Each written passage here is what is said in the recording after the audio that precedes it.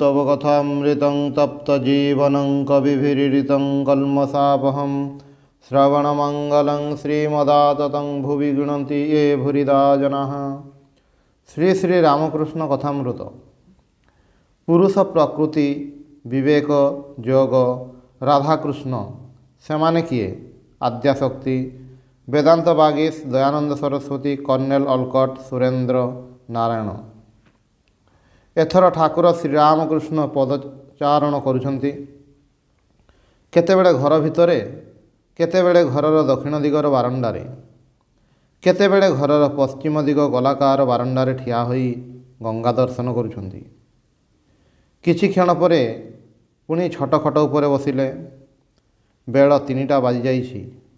भक्त माने पुणी तले आसी बसिले। ठाकुर चुप होई बसिछंती। थरे थरे घरर कांथ आड़क दृष्टिपात करुछंती।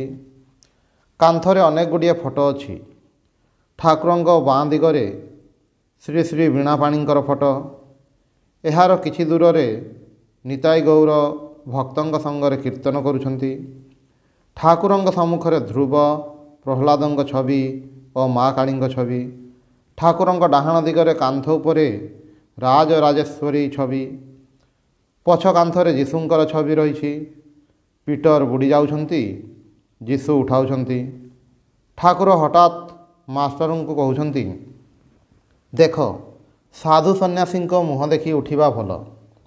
कांथरे इंग्राजी छवि, धनी राजा राणी पिलांक छवि, साहेब और मैम एक संगर बुलुछंती। एही सब छवि रखिबा रजगुणर हुए। जेपरी संगरे रहिबो सेपरी स्वभाव हो जाए। तेणु छविर मध्य दोष अछि। निजर जेपरी स्वभाव लोके सेहीपरी साथी खोजंती। परमहंस माने 4-5 जन पिला पाखरे रखि दियंती। पाखकु आसीबाकु दियंती 5-6 वर्षर पिला। से अवस्थारे पिलामानंक भितरे रहिबाकु भल लागे।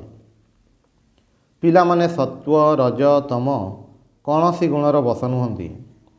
गछ देखिले तपोवन और सेथिरे ऋषि तपस्या करुछंती बोली मने पड़े। सिंथीर जड़े ब्राह्मण आसी घरे प्रवेश कले और ठाकुर को प्रणाम कले। से काशीरे वेदांत पढ़ी। स्थूलकाय सदा हास्यमुख। श्रीरामकृष्ण कहउछंती, आहे किपरि सब अछ? अनेक दिनरु आसीनाह। पंडित सहास्य कहउछंती, आज्ञा संसार रे काम आपण जानती तो समय हुए नहीं। पंडित आसन ग्रहण कले। तांग सहित कथा होउछि। श्री रामकृष्ण कहउछंती, तुमे काशी रे अनेक दिन थिलो, कौन सब देखिल किछि कह। दयानंदंकर कथा टिकिए कह। पंडित कहउछंती, दयानंदंक संगरे देखा होइथिला, आपण तो देखिथिले। श्री रामकृष्ण कहउछंती, देखिबाकु जाइथिली। सेतेबेले सेठारे गोटिए बगीचारे से थिले। केशव सेनकर से दिन आसीबार कथा थिला। तेणु चातक परी केशवंक पई अपेक्षा करबाकु लागिले। बड़ पंडित बंगाला भाषा को कहउथिले गौरांड भाषा। से देवता मानुथिले, केशव मानु नथिले। तेणु से कहउथिले, ईश्वर एते जिनिस करिसंती आ देवता करि पारंती नहीं। निराकारवादी कप्तान राम राम कहउथिले।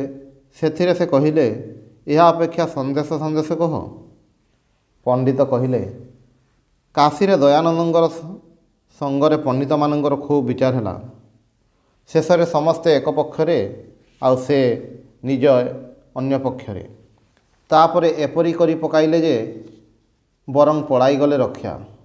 समस्ते एक संगरे उच्च स्वरे कहिबाकु लागिले, दयानंदेन ययुक्तं तद्देयम। पंडित कहउछंती, कर्नेल अलकन को मध्य देखिथिली। से माने कहंती महात्मा सबु अछंती। चंद्रलोक सूर्यलोक नक्षत्रलोक एही सबु अछि। सूक्ष्म शरीर एही सबु स्थान को जाए। एहीपरि अनेक कथा। अच्छा महाशय, आपणकर थियोसफी किपरि बोध हुए? श्रीरामकृष्ण कहउछंती, भक्ति ही एकमात्र सार। ईश्वरंक ठारे भक्ति। से माने कौन भक्ति खोजंती? ताहाले भल। भगवान लाभ जदि उद्देश्य हुए ताहाले भल। ଚନ୍ଦ୍ରଲୋକ, ସୂର୍ଯ୍ୟଲୋକ, ନକ୍ଷତ୍ରଲୋକ, ମହାତ୍ମା କେବଳ ଏହିସବୁ ନେଇ ରହିଲେ ଈଶ୍ୱରଙ୍କୁ ଖୋଜା ହେଲା ନାହିଁ। ତାଙ୍କ ପାଦପଦ୍ମରେ ଭକ୍ତି ଲାଭ ପାଇଁ ସାଧନା କରିବା ଦରକାର। ବ୍ୟାକୁଳ ହୋଇ ଡାକିବା ଦରକାର। ନାନା ବିଷୟରୁ ମନ କାଢ଼ି ଆଣି ତାଙ୍କଠାରେ ଲଗାଇବାକୁ ହୁଏ। ଏହା କହି ଠାକୁରେ ରାମପ୍ରସାଦଙ୍କର ଗୀତ ଆରମ୍ଭ କଲେ। মন কর কি তত্ত্ব তাঁরে যেন উন্মত আঁধার ঘরে, সে যে ভাবের বিষয় ভাব ব্যতীত অভাবে কি ধরতে পারে, সে ভাব লাগি পরম যোগী যোগ করে যুগ যুগান্তরে, হলে ভাবের উদয় লয় সে যেমন লোহাকে চুম্বকে ধরে। ଆଉ ଶାସ୍ତ୍ର କହ, ଦର୍ଶନ କହ, ବେଦାନ୍ତ କହ, କୌଣସିଥିରେ ସେ ନାହାନ୍ତି। ତାଙ୍କ ପାଇଁ ବ୍ୟାକୁଳ ନହେଲେ କିଛି ହେବ ନାହିଁ। ସଦର୍ଶନେ ନ ପାଇ ଦର୍ଶନ ଆଗମ ନିଗମ ତନ୍ତ୍ର ସାରେ, ସେ ଯେ ଭକ୍ତି ରସର ରସିକ ସଦାନନ୍ଦେ ବିରାଜେ ପୁରେ। ଖୁବ୍ ବ୍ୟାକୁଳ ହେବାକୁ ହୁଏ। ଗୋଟିଏ ଗୀତ ଶୁଣନ୍ତୁ। ରାଧା ଦେଖା କି ପାଇ ସକଲେ ଇତ୍ୟାଦି। ସାଧନର ଖୁବ୍ ଦରକାର। ହଠାତ୍ କ'ଣ ଈଶ୍ୱର ଦର୍ଶନ ହୁଏ? ଜଣେ ପ୍ରଶ୍ନ କଲେ, ଈଶ୍ୱରଙ୍କୁ ଦେଖିପାରୁନାହୁଁ କାହିଁକି? ତହୁଁ ମନେ ହେଲା, କହିଲି ବଡ଼ ମାଛ ଧରିବ, ସେଥିପାଇଁ ଆୟୋଜନ କର। ଥପ ପକାଅ, ବନିଶୀ ଥପ ଯୋଗାଡ଼ କର। ଗନ୍ଧ ପାଇଲେ ଗଭୀର ଜଳରୁ ମାଛ ଆସିବେ। ପାଣି ଚହଲିଲେ ଜାଣିପାରିବ ବଡ଼ ମାଛ ଆସିଛି। ଲହୁଣୀ ଖାଇବାକୁ ଇଚ୍ଛା, ସୁତରାଂ କ୍ଷୀରରେ ଲହୁଣୀ ଅଛି, କ୍ଷୀରରେ ଲହୁଣୀ ଅଛି କହିଲେ କ'ଣ ହେବ? ପରିଶ୍ରମ କରିବାକୁ ହେବ, ତେବେ ଲହୁଣୀ ବାହାରିବ। ଈଶ୍ୱର ଅଛନ୍ତି, ଈଶ୍ୱର ଅଛନ୍ତି କହିଲେ କ'ଣ ଈଶ୍ୱରଙ୍କୁ ଦେଖାଯାଏ? ସାଧନ ଦରକାର। ଭଗବତୀ ନିଜେ ପଞ୍ଚମୁଣ୍ଡି ଆସନ ଉପରେ ବସି କଠୋର ତପସ୍ୟା କରିଥିଲେ ଲୋକଶିକ୍ଷା ପାଇଁ। ଶ୍ରୀକୃଷ୍ଣ ସାକ୍ଷାତ ପୂର୍ଣ୍ଣବ୍ରହ୍ମ, ସେ ମଧ୍ୟ ରାଧା ମନ୍ତ୍ର ପାଇ ଲୋକଶିକ୍ଷା ପାଇଁ ତପସ୍ୟା କରିଥିଲେ। ଶ୍ରୀରାମକୃଷ୍ଣ କହୁଛନ୍ତି, ଶ୍ରୀକୃଷ୍ଣ ପୁରୁଷ, ରାଧା ପ୍ରକୃତି, ଚିତ୍ ଶକ୍ତି, ଆଦ୍ୟାଶକ୍ତି। ରାଧା ପ୍ରକୃତି ତ୍ରିଗୁଣମୟୀ। ଏହାଙ୍କ ଭିତରେ ସତ୍ତ୍ୱ, ରଜ, ତମ ତିନି ଗୁଣ। ଯେପରି ପିଆଜ ଚୋପା ଛଡ଼ାଇ ଯାଅ, ପ୍ରଥମେ ଲାଲ କଳା ମିଶା, ତାପରେ ଲାଲ, ତାପରେ ସାଦା ଚୋପା ବାହାରୁଥାଏ। ବୈଷ୍ଣବ ଶାସ୍ତ୍ରରେ ଅଛି, କାମ ରାଧା, ପ୍ରେମ ରାଧା, ନିତ୍ୟ ରାଧା। କାମ ରାଧା ଚନ୍ଦ୍ରାବଳୀ, ପ୍ରେମ ରାଧା ଶ୍ରୀମତୀ, ନିତ୍ୟ ରାଧା ନନ୍ଦ ଦେଖିଥିଲେ ଗୋପାଳ କୋଳରେ। ଏହି ଚିତ୍ ଶକ୍ତି ଆଉ ବେଦାନ୍ତର ବ୍ରହ୍ମ ଅଭେଦ। ଯେପରି ଜଳ ଆଉ ତାହାର ହିମଶକ୍ତି। ଜଳର ହିମଶକ୍ତି ଭାବିଲେ ଜଳକୁ ଭାବିବାକୁ ପଡ଼େ, ପୁଣି ଜଳକୁ ଭାବିଲେ ଜଳର ହିମଶକ୍ତିର ଭାବନା ଆସି ପଡ଼େ। ସାପ ଆଉ ସାପର ତିର୍ଯ୍ୟକ୍ ଗତି ଭାବିଲେ ହିଁ ସାପକୁ ଭାବିବାକୁ ହେବ। ବ୍ରହ୍ମ ବୋଲି କେତେବେଳେ କୁହାଯାଏ? ଯେତେବେଳେ ନିଷ୍କ୍ରିୟ ବା କାର୍ଯ୍ୟରେ ନିର୍ଲିପ୍ତ। ପୁରୁଷ ଯେତେବେଳେ ଲୁଗା ପିନ୍ଧେ, ସେତେବେଳେ ସେହି ପୁରୁଷ ହିଁ ଥାଏ।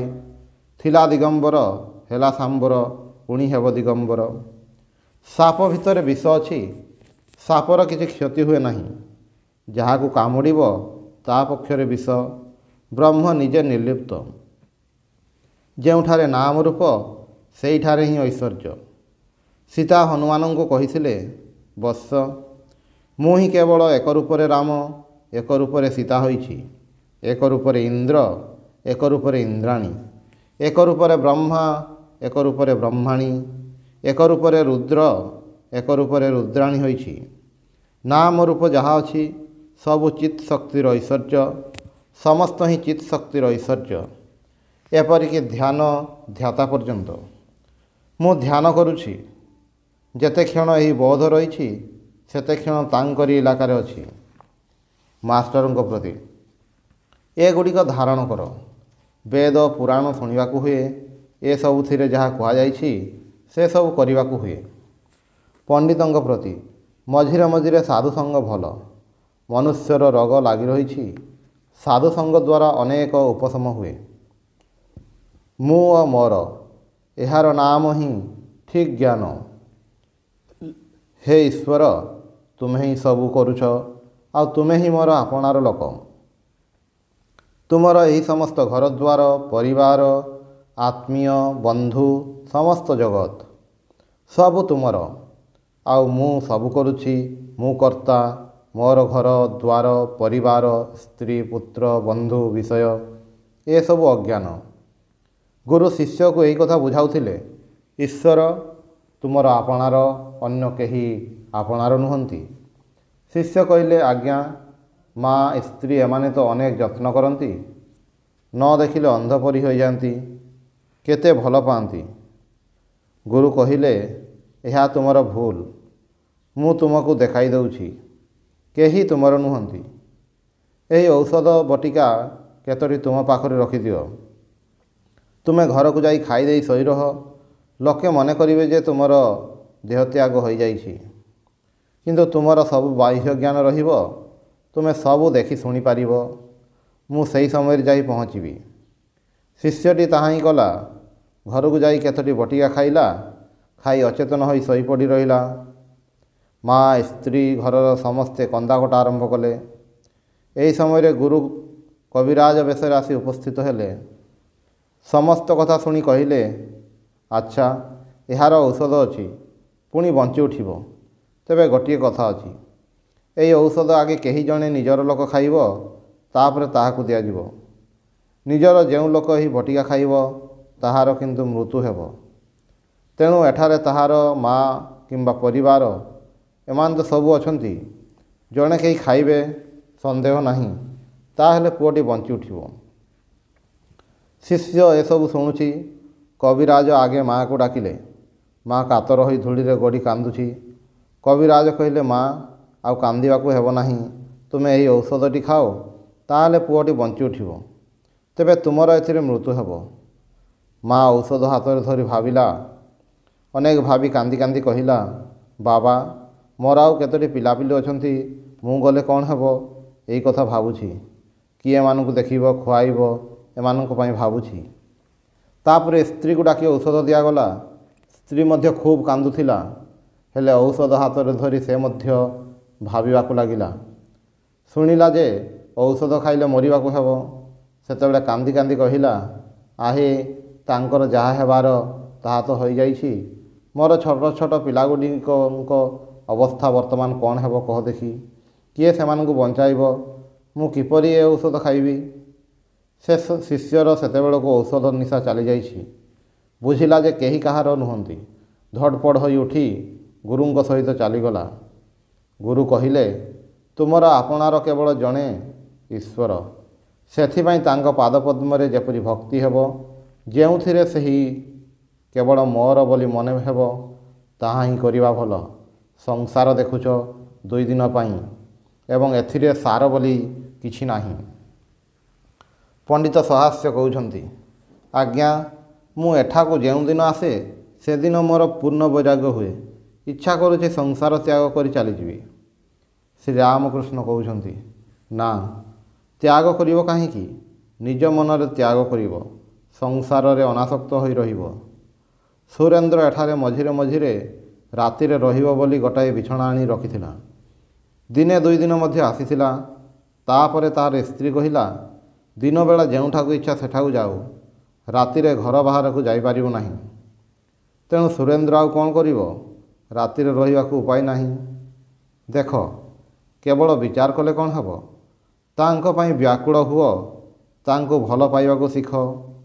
ଜ୍ଞାନ, ବିଚାର, ପୁରୁଷ ଲୋକ ବାହାର ଘରର ଦୁଆର ପର୍ଯ୍ୟନ୍ତ ଯାଏ। ଭକ୍ତି ସ୍ତ୍ରୀ ଲୋକ ଅନ୍ତଃପୁର ପର୍ଯ୍ୟନ୍ତ ଯାଏ। ଯେକୌଣସି ଗୋଟିଏ ପ୍ରକାର ଭାବ ଆଶ୍ରୟ କରିବାକୁ ହୁଏ, ତେବେ ଈଶ୍ୱର ଲାଭ ହୁଏ। ସନକାଦି ଋଷିମାନେ ଶାନ୍ତ ଭାବ ନେଇଥିଲେ। ହନୁମାନ ଦାସ ଭାବ ନେଇଥିଲା। ଶ୍ରୀଦାମ ସୁଦାମ ବ୍ରଜର ଗୋପାଳମାନଙ୍କର ସଖ୍ୟ ଭାବ, ଯଶୋଦାଙ୍କର ବାତ୍ସଲ୍ୟ ଭାବ, ଈଶ୍ୱରଙ୍କଠାରେ ସନ୍ତାନ ବୁଦ୍ଧି, ଶ୍ରୀମତୀଙ୍କର ମଧୁର ଭାବ। ହେ ଈଶ୍ୱର, ତୁମେ ପ୍ରଭୁ, ମୁଁ ଦାସ, ଏହି ଭାବଟିର ନାମ ଦାସଭାବ। ସାଧକ ପକ୍ଷରେ ଏହି ଭାବଟି ଖୁବ୍ ଭଲ। ପଣ୍ଡିତ କହୁଛନ୍ତି, ଆଜ୍ଞା ହଁ। ଓଂ ନିରଞ୍ଜନଂ ନିତ୍ୟମନନ୍ତରୂପଂ ଭକ୍ତାନୁକମ୍ପାଧୃତବିଗ୍ରହଂ ବୈ ଈଶାବତାରଂ ପରମେଶମିଡ୍ୟଂ ତ୍ୱଂ ରାମକୃଷ୍ଣଂ ଶିରସା ନମାମି।